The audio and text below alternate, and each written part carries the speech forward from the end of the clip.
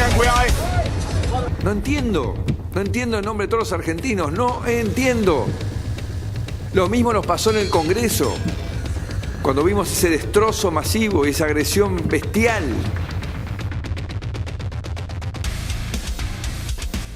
Hola, ¿cómo están? Muy bienvenidos y como no podría ser de otra manera, el comienzo del programa está atravesado por este superclásico frustrado en dos oportunidades, sábado y domingo. ¿Cómo está, Federico? ¿Cómo andás, Julián? Un poco tristes y también frustrados y decepcionados, ¿no?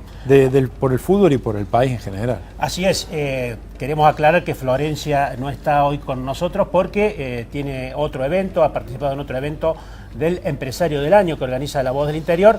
No es que no está porque por no el es futbolera. No. Pero bueno, decíamos eso, ¿no? Recién veíamos al comienzo al presidente Macri enojado. No se entiende muy bien con quién, ¿no? Si con la justicia, con los clubes, con la misma sociedad que imposibilitó que se jugaran los partidos. Es un combo que ya nos tiene cansados, ¿no? A todos los argentinos. Me parece que esta final de la Copa Libertadores entre los dos equipos más populares del país, Federico, ya arrancó mal con aquella intervención del presidente de la Nación diciendo que se podía jugar con hinchas visitantes.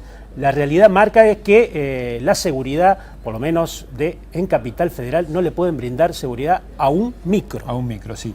Va a estar con nosotros Nicolás Cabrera, un sociólogo especialista en violencia en el fútbol. Va a hablar con nosotros sobre el tema, analizar de dónde viene toda esta problemática y hacia dónde podemos ir o esperar ir en esta sociedad argentina tan enferma.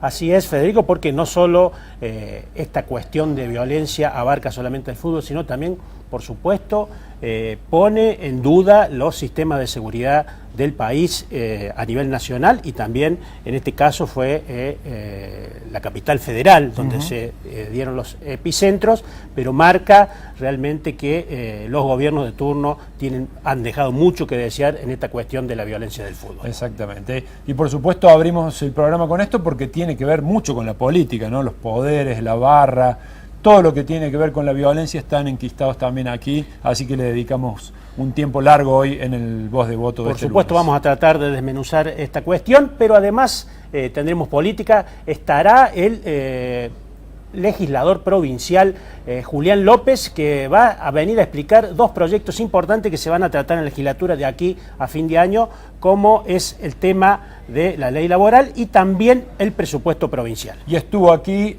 Hugo Alconadamón, el periodista de La Nación, vino a hablar de política, de periodismo y nos visitó también en el diario y hablamos de muchos temas con él. La entrevista va a estar hoy. Estos son los temas, están los protagonistas, esto es Voz y Voto.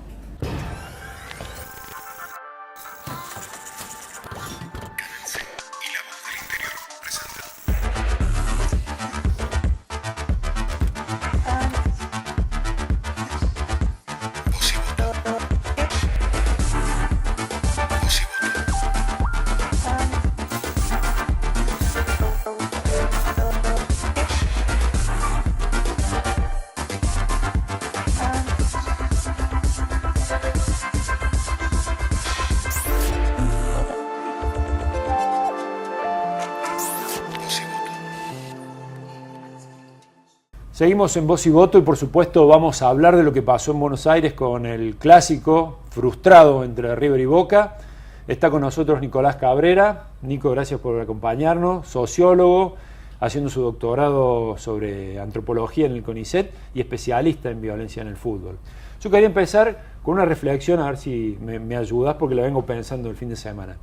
Digamos, ¿qué sería más tranquilizador para la sociedad? Que los hechos que terminaron con el destrozo del colectivo de Boca lo hayan protagonizado los barras de River por una venganza, o que haya sido un hijo de vecino cualquiera que pasaba por ahí, agarró una piedra y se la tiró para vaya a saber qué objetivo. Sí, sin duda, me parece que si uno repasa la cobertura mediática del tema, si uno ve los comentarios, la sociedad en general parece tomar ese calmante social que es culpabilizar a los sospechosos de siempre, decir, bueno, esto es fácil, no hay muchas pruebas, pero es obvio que se trata de una iniciativa de estos mafiosos que son las barras.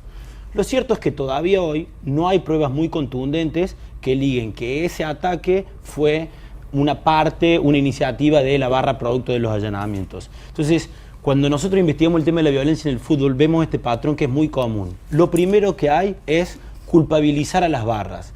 Cuando un montón de otros datos y estadísticas y una revisión histórica del fenómeno muestran que las barras solamente son una parte del problema. Yo hace un rato te decía, si vos tomás las últimas 4 muertes vinculadas al fútbol en Córdoba, solo una está involucrada una barra, que es el caso de Jonathan Villega con la barra de Talleres. En las otras 3, Emanuel Balbo lo asesinan hinchas comunes. Antes tenemos un caso de un chico de 16 años que lo matan en un partido de la Liga Juvenil de la Liga Cordobesa. Y antes de eso el caso de Castro, que lo mata la policía a la salida de un Belgrano Talleres. No estoy diciendo que las barras son ángeles y pacíficos, pero lo que estoy diciendo es que si queremos encarar de manera integral este fenómeno, tenemos que redistribuir responsabilidades. Ahora, pensando en el caso Balbo, que ocurrió aquí en Córdoba, si no están los barras, estamos hablando de casos similares, ¿no es cierto? De gente común que en masa y en un evento futbolístico se convierte en un potencial asesino y que puede terminar una tragedia, ¿no es cierto? En lo de Buenos Aires, por ejemplo. Sí, a mí me parece que el caso de Balbo, lamentablemente, ilustra mucho de esto que son los mitos o sirve para deconstruir los mitos que hay en torno a la violencia en el fútbol. Lo primero ya lo dijimos, no toda la violencia se responde o tiene que ver con los barras. Lo segundo tiene que ver con el fracaso de la prohibición del público visitante. Digamos, Balbo muere en un estadio donde hay hinchas de un solo equipo. Y lo otro que tiene que ver con empezar a preguntarnos qué responsabilidad tiene ese hincha común, tantas veces idealizado, romantizado. A Emanuel Balbo, para matarlo físicamente, previamente se lo mata simbólicamente. Yo escribí en una nota que hay todo un estadio que lo trata de gallina antes de matarlo a Balbo. Eso significa deshumanizarlo, por ende hay una muerte simbólica que legitima esa muerte física. Y esto de la construcción simbólica lo llevo también al tema de River y Boca. La construcción simbólica que se hizo antes del partido nos puso ante un evento de vida o muerte, ¿no es cierto? Aquel que perdía, se terminaba, perdía su historia, el hincha iba a ser vejado de por vida. ¿Eso también se traslada a la hora de las conductas que se llevan adelante después? Sí, a mí eso me parece tal vez una de las cosas más importantes para pensar y más difícil para ver, que tiene que ver el tratamiento mediático que hacemos del fútbol. Desde hace décadas, ya hay investigadores que lo muestran, que está presente desde la década del 50, que el fútbol lo estamos acostumbrados a pensarlo como una metáfora bélica. Digo, la guerra, la final del siglo, ganar es vivir, perder es morir, derrotar al rival como una humillación, una vejación sexual. Entonces me parece que en la medida que no deconstruyamos la forma en la que metaforizamos el fútbol, vamos a ir teniendo un clima donde la violencia no solo es posible, sino hasta a veces es deseable. Y en esta situación particular, ¿qué rol le ves a los agentes de seguridad, a los responsables de contener estas posibles explosiones sociales? Porque hay que preverlas siempre. ¿Qué rol y qué responsabilidad les adjudicás? Bueno, también, la policía es un actor fundamental.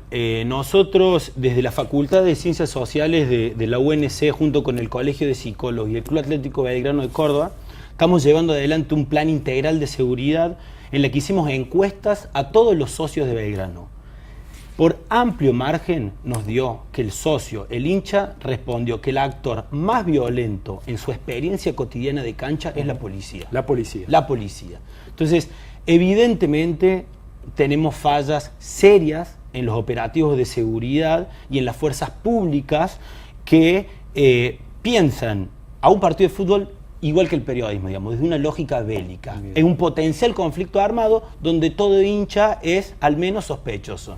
Entonces me parece que en la medida que no repensemos el rol de las fuerzas de seguridad, vamos a seguir viendo más casos como el del fin de semana pasado. Bien, para cerrar, Nico, ¿cuál es el futuro que le ves a esta problemática de acuerdo a los hechos? Porque parece una película que se va repitiendo, sobre todo en eventos masivos como el River Boca, el gas pimienta, ya sabemos, ahora ¿ves que hay una voluntad o simplemente va a volver a repetirse de acá a 2 años cuando se vuelvan a enfrentar en algún mega clásico o en algún otro evento deportivo? Sí. Yo sinceramente soy bastante pesimista en el tema, digamos. Hace años que vengo investigando esto. Antes que mí hubo muchos otros investigadores que nosotros propusimos políticas y nunca han sido tomados en cuenta porque nosotros no proponemos soluciones inmediatas a un problema tan complejo. Hoy, por ejemplo, veía una conferencia de los responsables de la seguridad, el presidente de la Nación, la ministra de Seguridad, diciendo que se escandalizaban porque dirigentes de clubes de fútbol bancaban a barras. Pero perdón, es hasta alarmante porque es el máximo responsable y que se preguntara y se enojara con alguien que no sabemos a quién se dirigía. O sea, si el máximo responsable no sabe qué pasa... Sí, pero digo, además una obviedad, es un ex dirigente de fútbol además, claro, que muy probable estuvo vinculado a las barras. Por ejemplo, los estudios de Gustavo Gravi o otros investigadores lo muestran, sorprendiéndose de que dirigentes de fútbol bancan a barras. Entonces, digamos, no hay una sinceridad, no hay una transparencia en cómo está tratado el asunto. Y bueno, digamos, si vos partís de un diagnóstico errado, incompleto, lo más probable es que termines aplicando políticas públicas ineficaces. Y cierro de esa manera.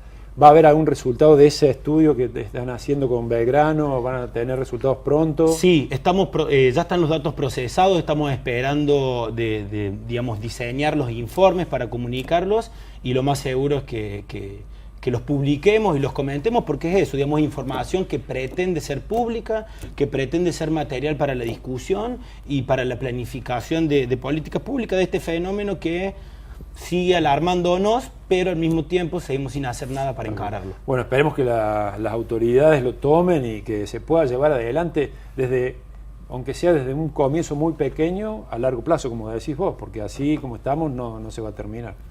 Gracias, Nicolás. Muchas gracias. Seguimos en Voz y Voto.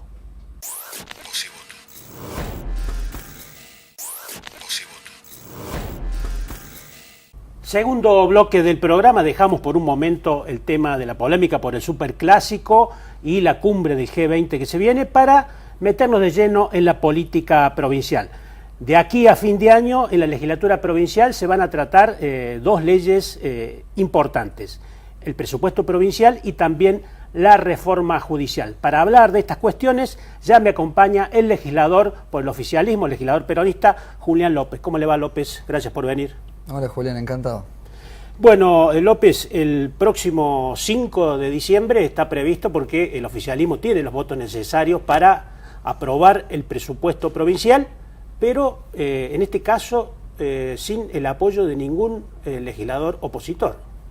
Bueno, creo que muchos opositores tienen que buscar excusas para no votarlo, porque es un presupuesto muy bueno, que tiene nuevamente equilibrio fiscal, que fundamentalmente hace un refuerzo de las partidas destinadas a desarrollo social, porque el gobernador en su visión entiende que esta Córdoba, que no escapa a la crisis argentina, tiene que proteger fundamentalmente a los que más necesitan. Por eso ha aumentado la inversión social en un 92%, y se vuelve a ratificar el plan de inversión de obras públicas también con un monto muy importante. Nosotros entendemos que es un muy buen presupuesto. Ahora, la cuestión, por ejemplo, por la obra pública, es cierto que está previsto alrededor de 43.000 millones de pesos, que es casi el mismo presupuesto que este año. Si tenemos en cuenta la inflación, es decir, el año que viene se van a hacer menos obras. En realidad es porque se están finalizando mayoritariamente las obras más importantes, ¿no? Si uno atiende a que, por ejemplo, la obra de gasificación que se está llevando adelante en la provincia, donde está llegando el gas natural a más de 172 localidades, y ha tenido una inversión inicial de 890 millones de dólares y está prácticamente en un 90% avanzada la obra, bueno, ahí se entiende por qué en monto quizás sea menor, pero es porque se están terminando. Lo mismo pasa con el cierre de la circunvalación en la ciudad de Córdoba y con otras obras importantes, grandes en la provincia. Así que creo que esa es la explicación más lógica, pero a su vez se ratifican nuevas obras que son las que están incorporadas. Otra de las cuestiones a las que apunta la oposición es el endeudamiento. Está previsto endeudarse en alrededor de 20.000 millones de pesos, que con los 100.000 millones que ya está endeudada la provincia, se llevaría 120.000, 130.000 millones a fin del año que viene. ¿No es preocupante esa cifra? Digamos, hay que hacer un doble análisis. Primero, ver a qué se destina lo que se toma de deuda. En Córdoba, el 100% de lo que se va tomando como deuda va destinado al financiamiento de la obra pública. Nos parece que si alguien construye una ruta que van a usar 2 o 3 generaciones de cordobeses, está bueno que se financie entre todas esas 2 o 3 generaciones, o mucho menos, porque los créditos son mucho más cortos, ¿no? Y por el otro lado, digamos, se cumplen con todas las leyes que exige la responsabilidad fiscal a nivel nacional, ¿no? Por ejemplo, si nosotros proyectamos la deuda de Córdoba sobre los ingresos en los próximos 10 años, daba un porcentaje del 4%, es decir, infinitamente inferior al máximo que se permite endeudarse a cada provincia, y además una deuda totalmente pagable y exigible, así que no es un problema para la Córdoba de hoy. López, usted es un hombre del interior, del campo, fue ministro de Agricultura de la anterior gestión de José Manuel de la Sota. Algunos sectores del campo dicen que, por ejemplo, los campos que más tienen valor pueden llegar a pagar hasta un 55% de aumento del inmobiliario rural. ¿Es así? ¿Les ha llegado a usted el reclamo de la gente del campo? Se ha conversado y mañana martes recibimos en la legislatura al ministro de Agricultura, que va a hacer una exposición con lo que respecta específicamente al área agropecuaria, junto con otros ministros. Tenemos pensado a lo largo de este tiempo que nos visiten la mayor cantidad de ministros posible para explicar el impacto en cada área, pero nosotros creemos que si bien puede parecer mucho en porcentaje, con la devaluación y el aumento que ha tenido, por ejemplo, buena parte de la producción, no va a ser importante, digamos, en cuanto a la escala, ¿no? Sí es cierto que muchas veces el campo tiene una presión tributaria fuerte, como tienen otros sectores productivos también, pero que en el impacto no es tan grande. La otra cuestión es más política. El gobernador Schiaretti, por lo menos sus diputados nacionales, respaldaron, su senador también Caserio, respaldó el presupuesto a nivel nacional, mientras aquí todo Cambiemos vota en contra. ¿Qué lectura política hace de eso? Bueno, yo creo que Cambiemos en Córdoba ya está en modo de elecciones, ¿no? Nosotros tenemos que pensar un poco más en los cordobeses.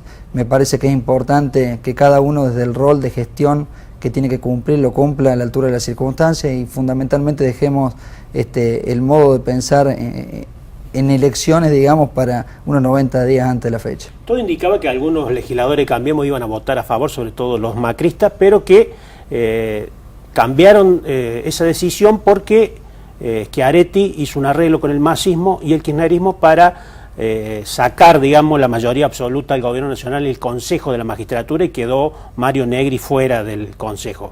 ¿Fue así? ¿Hubo un acuerdo ahí con el kirchnerismo y el masismo? No, yo creo que lo que hubo es un ejercicio democrático y legislativo que se suele hacer, que es usual, digamos, que incluso todas las fuerzas políticas lo han hecho en algún momento, con esta ley o con otras leyes o con otro tipo de apoyo. Me parece que, como dije al principio, hay algunos sectores políticos que hacen un gran esfuerzo para buscar excusas para no acompañar. ¿Pero el peronismo de Córdoba no paga un costo por haber votado junto con el kirchnerismo o el cristinismo? Yo creo que el peronismo de Córdoba ha logrado colocar a un hombre importante como es Martín Yarlora como suplente en un espacio institucional sumamente importante, no solo para Córdoba, sino para el país. Usted es legislador provincial del oficialismo, ¿descarta que pueda haber futuros acuerdos entre el gobernador o el peronismo de Córdoba con el cristinismo?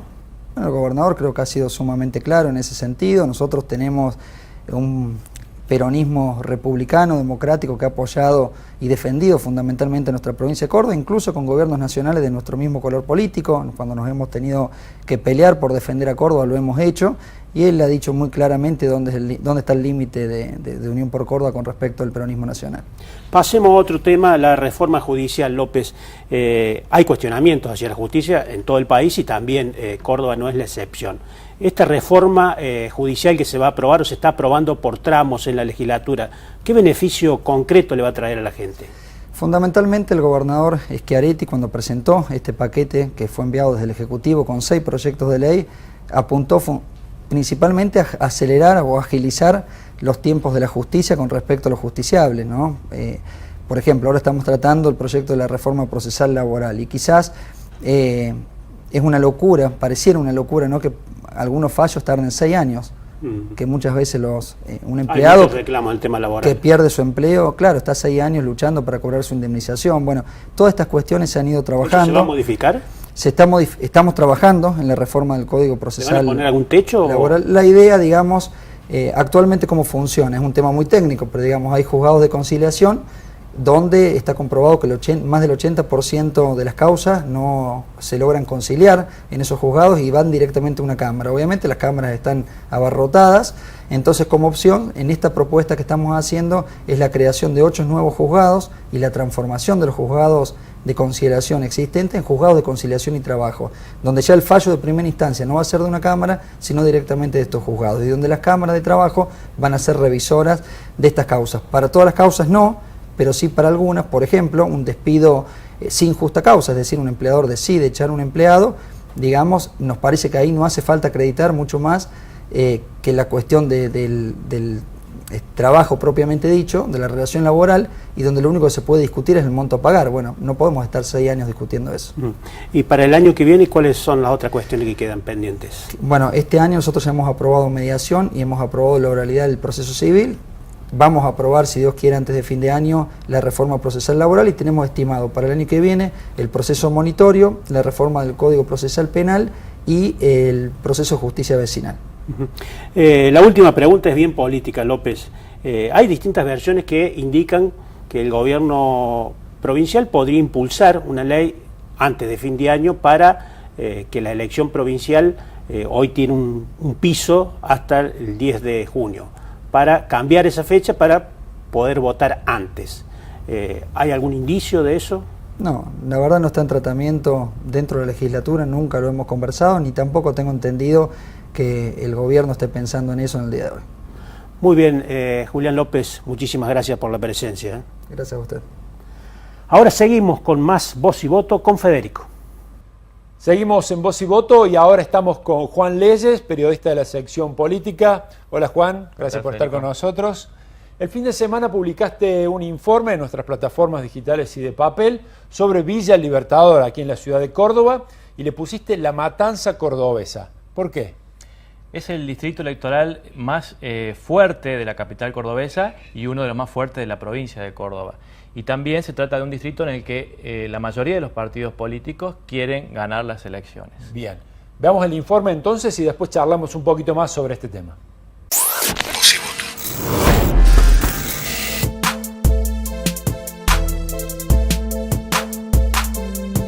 La zona sur se caracterizó siempre, creo que desde el cordobazo a la fecha, por plasmar todas las demandas digamos, de los trabajadores, de los más humildes. Es movimentista y bueno, tiene un gran nivel de organización y de participación, ¿no? Bueno, yo trabajo porque me gusta lo social, me gusta ayudar a la gente, no me gusta ver la bandera política de la persona que tiene la necesidad.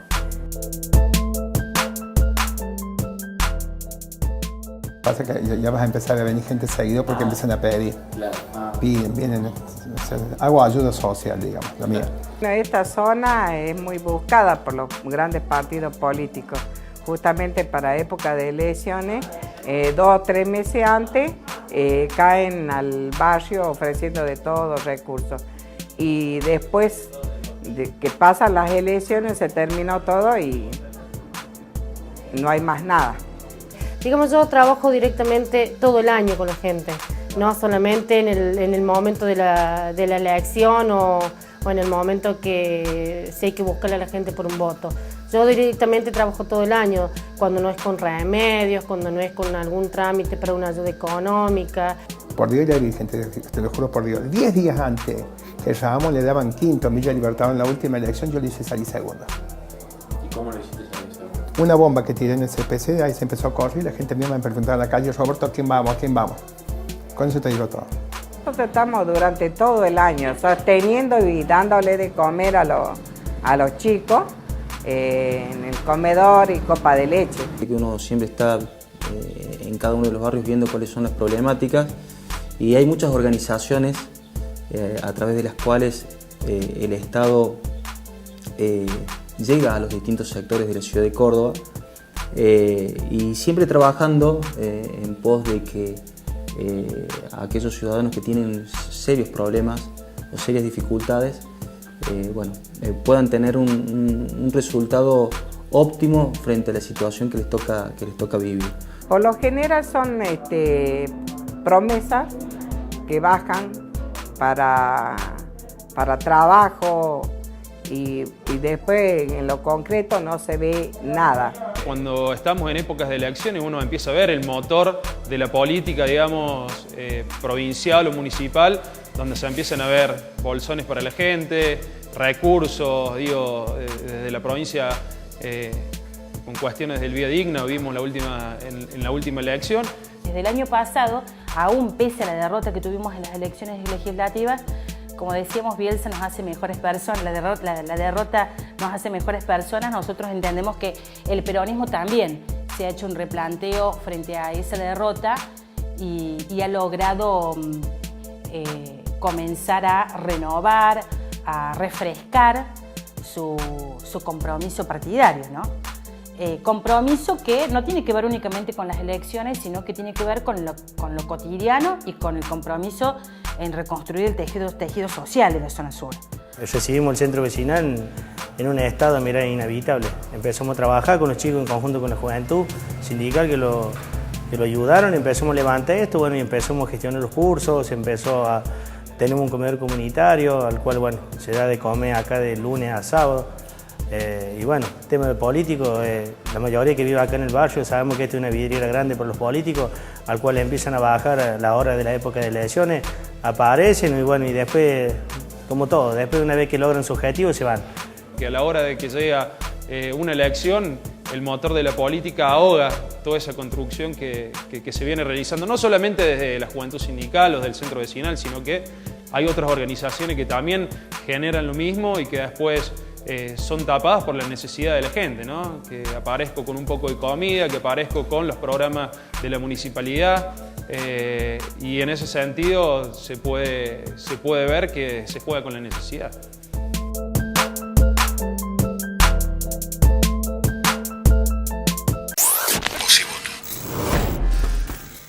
Bien, estamos con Juan, seguimos con Juan después de ver el informe. Te pregunto, ¿es tan importante la seccional como para definir una elección en la ciudad? No sé si como para definir, pero es cierto que tiene más, la seccional décima, tiene más cantidad de electores que la cantidad de habitantes que tiene Río Cuarto, por ejemplo. De alguna forma duplica casi a Río Cuarto en cantidad de electores.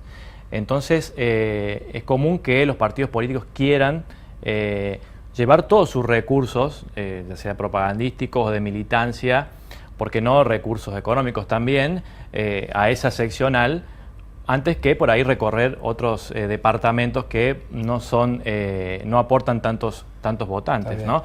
La matanza cordobesa, así lo bautizó el presidente del centro vecinal de Villa del Libertador, digamos uno de los barrios más populosos de esa seccional, y que casualmente es un barrio que también es el barrio más grande dentro de esa seccional, con cantidad de habitantes, de mesas y electores. En las últimas elecciones, ¿quiénes ganaron en Villa del Libertador? Bueno, es curioso porque quizás los que acusan, digamos, a que bajan muchos recursos, la oposición al gobierno de la provincia de Córdoba, de signo peronista, son los que ganaron las últimas elecciones. Por ejemplo, ganó Unión por Córdoba. La última elección en Villa del Libertador, en las legislativas de 2017, ganó Unión por Córdoba.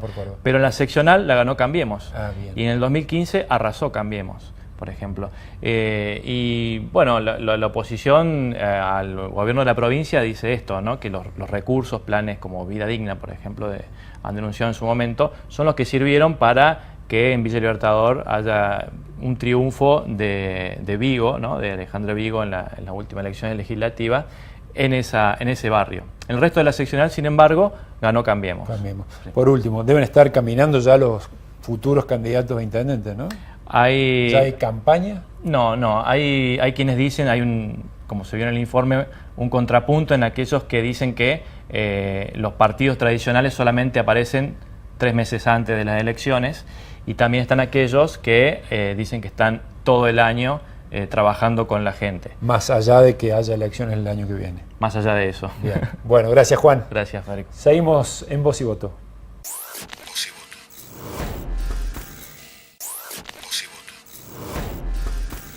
Continuamos en Voz y Voto y hoy tenemos nuevamente la presencia de Hugo Elconada Moon. Hugo, ¿cómo estás? Un placer estar acá. En Córdoba, ya te entrevistamos para la salida de tu libro y ahora vamos a hablar un poco más de política, de analizar la situación del país en estos momentos.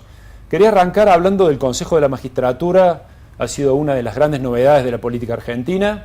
Un cordobés, Mario Negri, quedó fuera del Consejo de la Magistratura y la novedad fue que el peronismo se unió por primera vez, todo el peronismo, el cristinismo, el PJ Federal, para llevar adelante esta movida. ¿Qué puede pasar con esto en la justicia? ¿Qué implicancias tiene este movimiento? ¿Es un movimiento que tiene que ver con una cuestión puramente partidaria de victorias en el Congreso o irá más allá con la nulidad de jueces o la investigación de jueces que están trabajando sobre casos muy resonantes? Va por este segundo eje.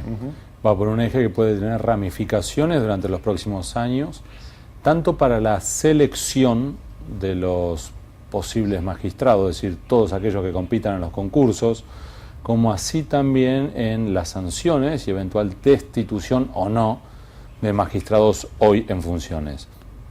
Esto ya ha ocurrido en el pasado.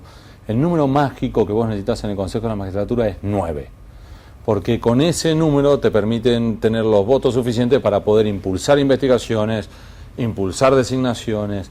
Entonces, en más de una ocasión ha pasado que la mayoría de turno tiene 6, 7, 8 y necesita negociar.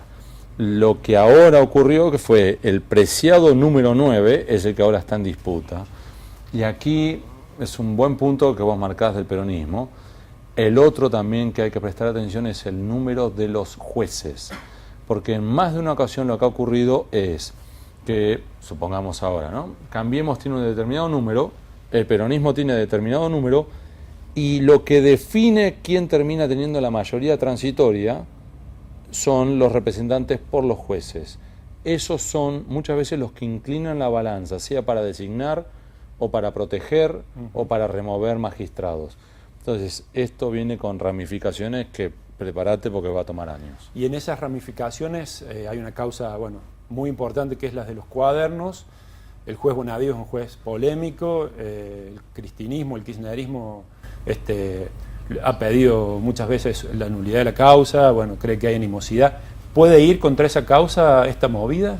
Podrían llegar a impulsar pedidos de explicaciones.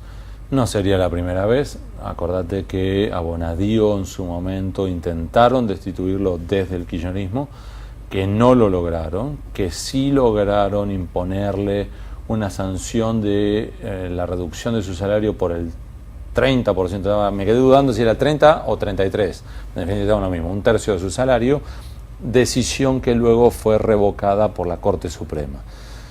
Con lo cual, si ya le tuviste ganas una vez, me imagino que ahora le tenés muchas más ganas, con lo cual sí, lo que cabe esperar es que haya una movida en ese sentido, pero no es la única, también tenés otros procesos, eventuales procesos de destitución que ahora están caminando, que puede ser que queden aletargados. Vamos a dar un ejemplo puntual. Acordate que la remoción del entonces camarista Eduardo Freiler solo fue posible porque el entonces presidente de la Corte Suprema, Ricardo Lorenzetti, demoró la designación de un consejero, lo cual a su vez le permitió a Cambiemos no necesitar 9 votos sino 8 y con eso a su vez impulsar el juicio político de Freiler. Freiler ante esa situación renuncia. Por eso esta diferencia entre 8 y 9 realmente te puede inclinar la balanza y generar un efecto dominó. Y esta medida que tomó el Congreso, diputados, ¿cómo se inserta en el cambio de mando en la Corte Suprema, digamos? ¿Hay ahí movidas paralelas? ¿Va a tener alguna influencia que Lorenzetti haya dejado la presidencia y Rosenkrantz sea ahora el nuevo presidente? Ahí es algo muy interesante, que es una puja interna que hay dentro de Cambiemos entre los tácticos y los estrategos. Largo de explicar, pero lo que podemos decir es: los tácticos vislumbraron la oportunidad de alcanzar la presidencia de la Corte Suprema, al mismo tiempo quitarlo de ahí a Ricardo Lorenzetti y ubicar a un hombre más cercano a los gustos de Cambiemos, Carlos Rosenkrantz. Los estrategos lo que dicen es, esto fue un error. Porque sí, fue una victoria de corto plazo que te va a generar dolores de cabeza por los próximos años. ¿Por qué? Porque lo que terminó generando era que, en definitiva, en la Corte Suprema, hoy tenés una mayoría en contra del presidente de la Corte, que es por lo menos 3 votos, los 3 peronistas, o si querés 2 peronistas y uno cercano, Maqueda, Rosati y ahora Lorenzetti. Y en minoría es o con 1 o con 2 votos, sea Rosenkrantz más Elena Hayton de Nolasco, o incluso más de una vez Elena yéndose, con lo cual es, sí, lograste la presidencia de la Corte y a partir de ahora podés llegar a terminar perdiendo todos los fallos por 3 votos o por 4 votos. Claro. Y por supuesto que el presidente de la Corte tiene, por un lado, un rol institucional, por otro lado, puede hasta cierto punto decidir cuándo un determinado expediente va al acuerdo o no, hasta cierto punto, no es que podés dormir o cajonear un expediente, pero si vos tenés una presión creciente, eso te puede terminar generando que aunque vos tengas el control de la presidencia, te salgan fallos adversos. Uno de los fallos que más preocupa hoy a la Casa Rosada es una discusión sobre las jubilaciones. Ahora hace este nuevo recálculo. Entonces, en definitiva es, sí, lograste la presidencia y los muchachos igual así te van a terminar sacando un fallo que te puede generar un agujero que todo sueño o premisa de alcanzar el déficit cero que negociaste con el FMI vuele por los aires. Tengo una pregunta porque ha seguido, bueno, por supuesto el Diario de la Nación ha destapado el caso de los cuadernos, tuvo mucho impacto, además de judicial, mediático en los primeros momentos. Y una de las cosas que se sostenía, por ejemplo, en el Lava Jato era que la presión mediática, la exposición, sobre todo a los empresarios, ayudaba muchísimo. En los últimos meses, entre la crisis económica y otros temas, la causa de los cuadernos, bueno, sigue su proceso, pero ha dejado de ser tapa de diarios y ha tenido mucho menos espacio. ¿Eso va a ir en contra de lo que puede pasar o la justicia sigue actuando a pesar de que ya no está en el candelero, digamos? Es un muy buen punto y coincido. Uno de los factores decisivos del Lava Jato fue la cobertura periodística, es decir, cómo los periodistas, no los dueños de los medios de comunicación, no los medios de comunicación en sí, determinados periodistas en determinados medios de comunicación tenían muy buena interacción con jueces y fiscales y informaban sobre lo que iba ocurriendo en Lava Jato o incluso a veces avanzaban más y aportaban más datos. Y este fue un factor decisivo en Lava Jato, no tanto aquí en Cuaderno de la Corrupción.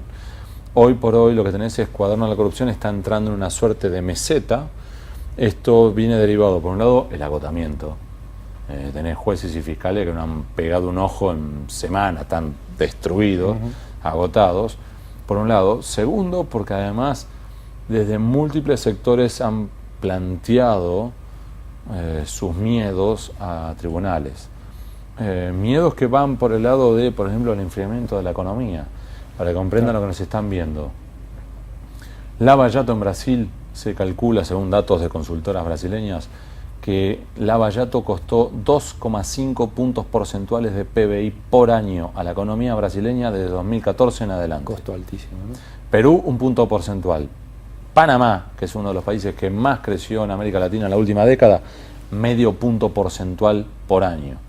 Con lo cual, lo que a su vez calculan, vete a saber cómo hacen ese cálculo, ¿no? Pero lo que calculan es que aquí una verdadera investigación a fondo de Cuadernos de la Corrupción te podría terminar generando un enfriamiento de la economía por los próximos 5 años. Con lo cual vos tenés que múltiples dirigentes políticos, tanto del gobierno como de la oposición, y te lo digo en serio, no es por proteger a tal o cual determinado empresario, no es que tenés a la Casa Rosada que lo quiere proteger, pero no al primo del presidente Calcaterra, no. Realmente dicen, si llegamos a avanzar y ir a fondo, podemos volar en pedazos todo el empresariado local y en definitiva enfriar la economía. Y ahí es donde empiezan a aflojar. Y es ahí a su vez donde nosotros como periodistas estamos tratando de seguir avanzando. Muchas gracias nuevamente y bueno, te esperamos en la próxima. Hasta la próxima. Seguimos en Voz y Voto. Siempre es interesante escuchar a un periodista del prestigio de Hugo El Conadamón hablando de temas de corrupción y también la relación con el Poder Judicial Nacional. Ahora nos vamos a la tercera pausa. con el gran Chumbi, que nos describe cómo se está preparando el peronismo nacional de cara al año electoral que se avecina.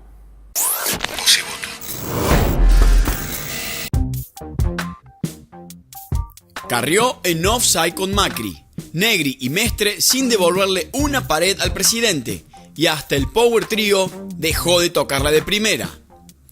Con la cancha inclinada, el peronismo acomodó todos los jugadores para hacerle un lindo gol de pelota parada. Le arrebató a Cambiemos una silla en el Consejo de la Magistratura. En medio del partido, Cristina habló durante 1 hora, se puso el buzo de candidata y pidió la unidad de toda la oposición para jugar la final en 2019. Aunque llenó una cancha de fútbol, no había ningún gobernador en el banco de suplentes de Deportivo Cristina. La respuesta del equipo de Schiaretti, Urtubey, Massa y Pichetto llegó a los 2 días.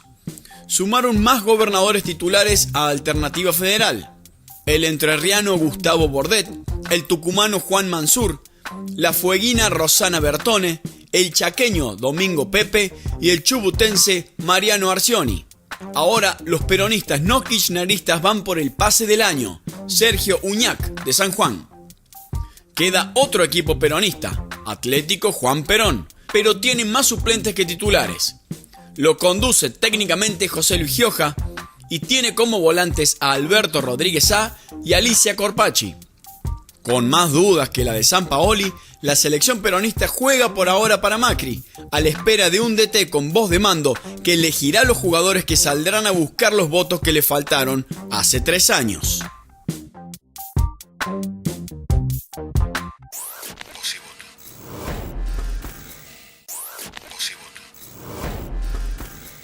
Final para Voz y Voto, y con la presencia de Mariano Bergero. Gracias por la invitación. Florencia, pero lo invitamos a Mariano. Toqué en familia. Y por supuesto de fútbol no vamos a hablar. No, mejor evitémoslo, ¿no? Evitamos, ya hablamos mucho hoy. Demasiada grieta ahí. Así que en el bajo va a estar Mariano para compartir esas cosas que se comparten, valga la redundancia, en voz baja. Podríamos decir simpatizante de Boca también.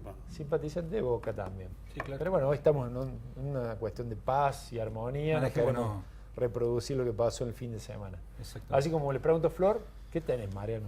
Bueno, algo que es continuación de un bajo palabra que salió en la edición papel de este lunes y que generó un revuelo. Ya me está chicaneando con que... Lo que pasa es que es la continuidad. Es la continuidad, es la reacción de lo que sucedió, lo que estuvimos publicando hoy, que tiene que ver con, como todos saben, a fin de cada año se hace la renovación de autoridades para lo que va a ser el próximo periodo de sesión ordinaria, la conformación de la Cámara, que encara el último año, ¿no? Con esta conformación sabemos que el año próximo va a haber renovación de las 70 bancas y siempre se ponen de acuerdo en lo que es la sesión preparatoria para ver cómo van a quedar las autoridades de la Cámara. Actualmente la principal autoridad es el presidente provisorio Oscar González y además lo sigue Daniel Pacerini, el vicepresidente de la legislatura. El vicepresidenta primera es María Elisa Cafarati, la radical aguadista, y como vicepresidente segundo está el juecista y opositor a Unión por Córdoba, Juan Pablo Quintero. Bueno, es casi de manual que se van a ratificar todas las autoridades de la Cámara, pero menos los peronistas, ¿no? Sobre todo los de las sotistas, han puesto el ojo en justamente Quinteros y aseguran, por lo menos dicen por lo bajo, que no van a dar el consentimiento, el Pleno no va a dar el consentimiento, como ellos tienen mayoría, para que sea ratificado Quinteros en ese lugar. Ya por supuesto que desde el juecismo han parado las antenas porque consideran que sería una intromisión, algo que está fuera de el pacto, digamos, institucional que siempre se viene respetando, que es que los bloques, digamos, que hacen la presentación ante la autoridad la autoridad de legislatura, y luego termina siendo refrendado. Nunca nadie es vetado. Bueno, va a haber que tener en cuenta esto porque parece que hay un... Tanto enojo generó la propuesta de Quintero sobre no ponerle nombre a monumentos, a calles de personas que fallecieron hace poco, refiriéndose a de la Sota. Algunos dicen que esa fue la gota que rebalsó el vaso, porque hace 15 días la ciudad de Río Cuarto, cuando se trasladó la legislatura ahí, justamente Quintero fue uno de los más duros respecto a eso, y sobre todo marcó una cosa que lo sintieron como haber puesto el dedo en la llaga, que dijo que acá lo que hace falta es conocer un nombre, pero el nombre de quien mató a Nora Dalmazo, dijo él en ese momento, y vinculó el asesinato de Dalmazo a algún pacto que tenga que ver con sí, en el peronismo político. Están muy molestos con Quintero por esta cuestión. Posiblemente eso sea, como digo yo, el último eslabón de algo que puede llegar a ser por lo menos polémico en las próximas semanas de la legislatura. Bueno, yo tengo algo de encuestas, ¡epa! Pero no números, eso lo dejamos para la voz Comar. No, estuve con gente cercana a Mario Negri charlando, me mostraron unas encuestas que no difunden, pero se las muestran a varios periodistas. Bueno, el resultado es más cercano de lo que dicen algunas otras. Bueno, los números están ahí. Está más cerca de Schiaretti. Claro, Schiaretti al frente, más cerca Mario. Pero hablando de cómo se definiría una posible interna en el radicalismo, no en Cambiemos, sino en el radicalismo, para ver quién es el candidato a gobernador. Te diría que en Cambiemos. Dice que ya tienen las encuestas que verían en Casa Rosada, porque así me dijo, para definir quién sería. Que esto sería. O sea, no va a haber que va a venir Mestre a sacar el papelito. No. Yo tengo esta y va a venir Hay tres otra. encuestadoras muy reconocidas, me las reservo para tenerlas, pero que ya son las que van a tener en cuenta, sentados frente posiblemente a Marcos Peña, de un lado Mestre y del otro Algo lado así como Negri. unas encuestas oficiales, digamos. Serían las encuestas a las que le creen A las todo, que le hay creen todo, consenso. claro. Así que para los que están haciendo encuestas acá por su lado, no van a servir mucho a la hora de definir si se define así, ¿no? Porque Y tampoco para los definido. que creen que va a haber una interna. Por lo que me dijeron, no, del lado de Negri, ¿no? Ellos están con las encuestas, van a todos lados con las encuestas, te las muestran, pero de internas nada. Así Antes que- cuando no le daba tan bien a Negri, no andaba con la encuesta bajo el No, brazo. pero ahora que sí, bueno, las tienen. Pero bueno, los números son mucho mejores que desde algunos otros ámbitos se difunden. Bueno, yo tengo versiones del Poder Judicial. Se sabe que la semana pasada, con el fallecimiento del magistrado Carlos García Aloco, quedó una vacante en el Tribunal Superior de Justicia y, por supuesto, ya comenzaron la danza de nombres y versiones, cómo va a cubrir esa vacante el gobernador Juan Schiaretti. Depende de Schiaretti, ¿no es cierto? Es una decisión casi del Sí, gobernador. tienen que pasar algunas pruebas, incluso en la legislatura, pero una decisión Una política del voluntad gobernador. El primer nombre que surgió fue del ministro de Justicia, Luis Angulo, porque es un hombre de mucho prestigio, sobre todo en el foro laboral, pero un funcionario público para acceder al Tribunal Superior tiene que dejar el cargo con 6 meses de anticipación. Es decir, quedó descartado porque en la Casa de Gobierno admiten que el Tribunal Superior se debe esta vacante completar rápidamente porque viene con bastante retraso en las causas. Un hombre que conoce mucho los pasillos de tribunales y también algunos pasillos del centro cívico me dice, ten en cuenta este nombre, Ignacio Villada, un joven abogado que es asesor y un hombre influyente en el entorno de Luis Angulo. Me dijo, seguí ese nombre. Acabas de Ignacio quemar a Villada. un postulante. Bueno, veremos. Ahora lo van a Como seguir, suele van a- suceder en política, ¿no? El toma- primero que asoma la cabeza, toma aire. ¡pum! Así que Acá estaré ahí, entre esos dos. Vamos a ver, no, Angulo ya quedó Angulo descartado quedó porque afuera, entonces. tiene que pasar 6 meses y eso no va a ocurrir. Y habrá que ver, seguramente van a surgir otros nombres, pero un hombre que conoce mucho de la justicia y también algo de política, me dice, este nombre, seguilo. Lo seguimos. Vamos a seguir. Bien, nos vamos en paz entonces. Boca Tranquilo. River quedará así. Algún A lo día mejor jugaremos, la semana cuando que viene quieran, tenemos cuando fecha se de dispongan. partido o definitivamente Boca se lleva la copa, como esperan los dirigentes. Veremos. Veremos. Esto fue Voz y Voto.